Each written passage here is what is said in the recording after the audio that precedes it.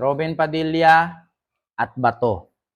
Sabi ni Robin, kung ikulong ninyo si Bato, isama nyo rin ako. Ito si Robin, ang hilig sumama. Pero pag sinama, puro kain lang naman ginagawa. Oo. Ito na. Robin Padilla. To Bato.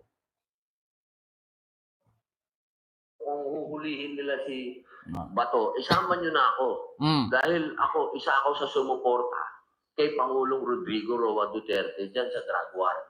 Kung walang iwanan nga sasamahan ko sila kung saan sila. Total, sanay naman tayo sa kulungan, sa abroad pa. Masarap pagkain dun. Kung huhulihin nila si Bato, isama nyo na ako. Dahil isa ako sa sumuporta kay Pangulong Rodrigo Roa Duterte dyan sa drug war.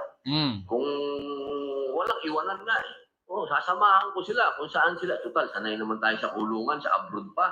Masarap pagkain dun. Sasama. Chairman, we can always amend the law. English yan. Yeah. Tangina. Alam nyo ba si Robin Padilla kaya ayaw niya magpa-interview doon kasama kay Sara at kay Harry Roque sa Netherlands? Hindi marunong mag-English. Ano ang ginawang rason ni Pangulong Bongbong Marcos? Interpol! Bullshit! Bullshit.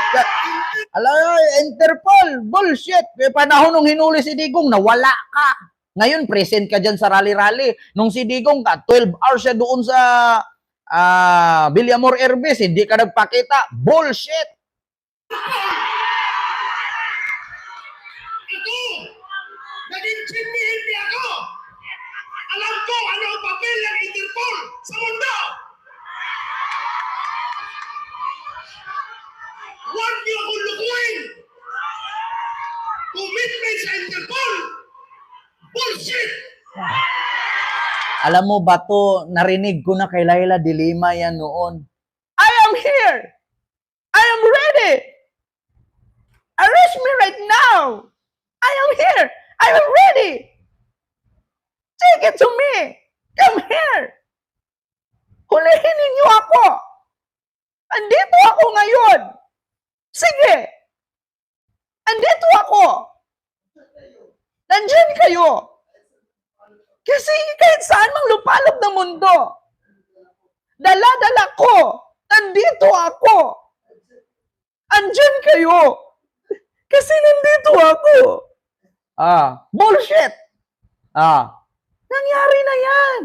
Yung mga ganyang drama, hindi na bago sa amin. I am here! Hulihin niyo ako! Arrest me right now! I'm ready!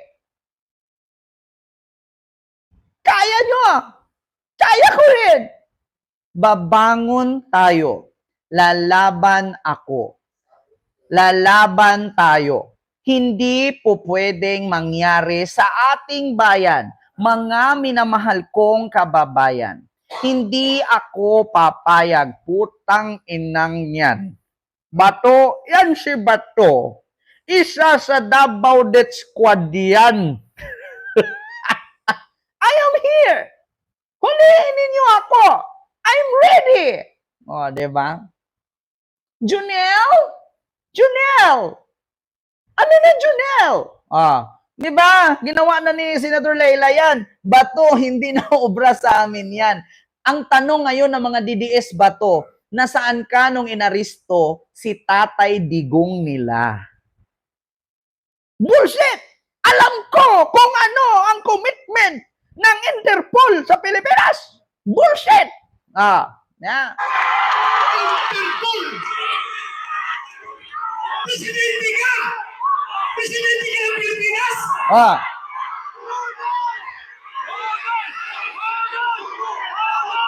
Presidente ka ng Pilipinas!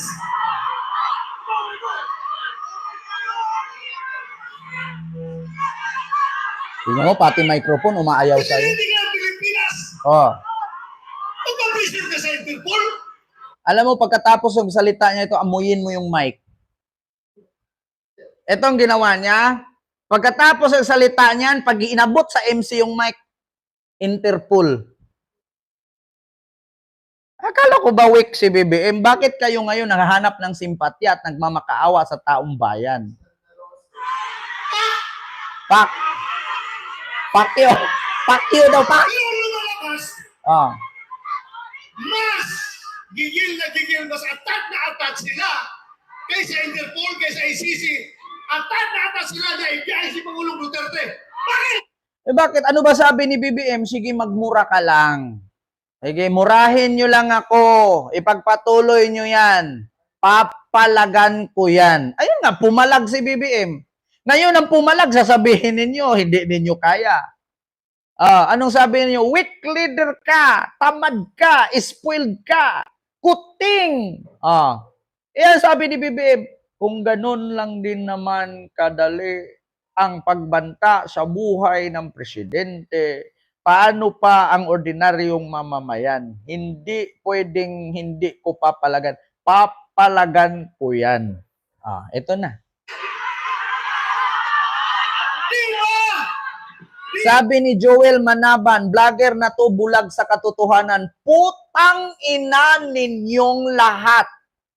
Mga DDS, mga bobo, mga tanga, mga inutil. Ako sabihan ninyong bulag. Hindi ko ba nakita yung pangyayaring araw-araw ng mga Duterte, binira si Marcos, pinagbantaan, binura. Tapos sabihin, bulag ako sa katotohanan. Huwag niyong pagpilitan kung makadidiis kayo, makadidiis kayo. Magkaiba tayo ng utak. Mind your own mind and I will mind my mind. Diba? English yon. Bulag sa katotohanan. Kayo yung bulag. Araw-araw ni Digong siraan si BBM tapos ngayon na-aresto. Sasabihin nyo, traidor si BBM. Anong gusto nyo mangyari? Ito, examplean ko kayo. Ngayon nakaupo ako. Habang nakaupo ako, lagi akong tinutusok ni Ka-Vibes 143 sa gilid. Okay, gumaganon lang ako. Tusok na naman, gumaganon lang ako. Tusok ulit kahit nagdugo na. Tusok, gumaganon lang ako. Ngayon, may dumating truck, masagasaan si Ka-Vibes 143. Sa tingin mo, tutulungan ko siya? Bala sa masagasaan yan. Kung hindi sagasaan yan, hindi ako titigilan sa katusok niyan.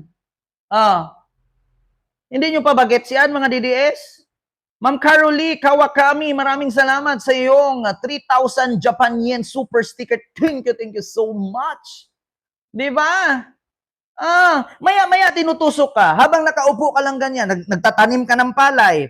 Maya-maya may tumusundot sa likod, dumudugo na yung likod mo sa kakasundot. Tanim ka pa rin sa palay. Ngayon, may bumagsak na bulalakaw. Sa tingin mo, sagipin kita. Bahala ka, mabagsakan ka dyan. At least wala nang susundot sa akin.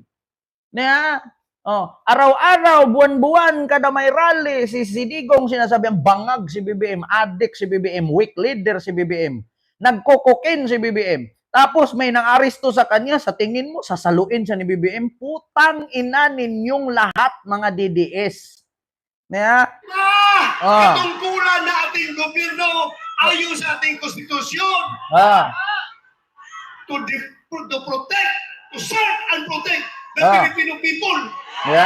Oy, Ka-Vibes 143, maraming salamat sa iyong Canadian super sticker. Thank you so much po, $10. Diba? Nakapagpalipad tuloy si Ka-Vibes. Thank you so much. Diba? Ito sa totoo lang mga kababayan, real talk lang. Huwag kayong magalit sa akin, mga DDS. Tanggapin ninyo. Ako nagtatanim ng palay. Halimbawa sa haba, si BBM. Nagtatanim ng palay. Ang haba na ng tinanim ni BBM. Maghapong nakayuko. Maghapong nakayuko. Anong tawag doon?